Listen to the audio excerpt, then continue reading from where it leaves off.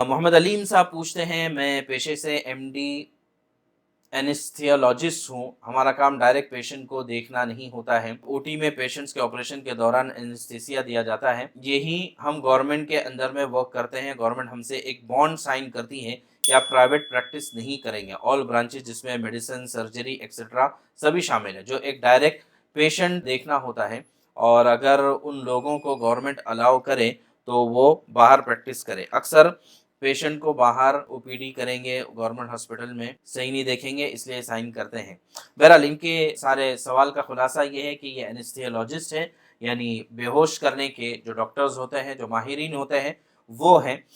تو ان سے گورنمنٹ ایک بانڈ کراتی ہے اور اس میں یہ کہتی ہے کہ آپ کہیں اور پریکٹس نہیں کریں گے۔ تو ان کا سوال یہ ہے کہ یعنی یہ کہ باہر ہاسپٹل والے بھی ڈیمانڈ کرتے ہیں، پرائیویٹ ہاسپٹل والے، تو کیا ہم جا کر وہاں سے پیشنٹ کو اینستھیسیا دے سکتے ہیں یا نہیں؟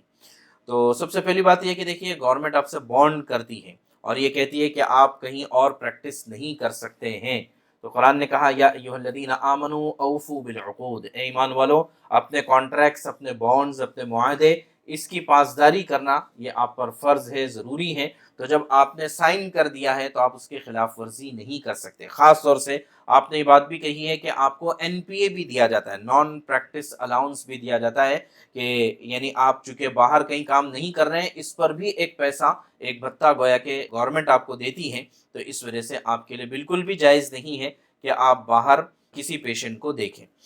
البتہ اس کی جائز صورت یہ ہو سکتی ہے کہ گورنمنٹ سے آپ یہ ایگریمنٹ نہ کریں، یا یہ کہ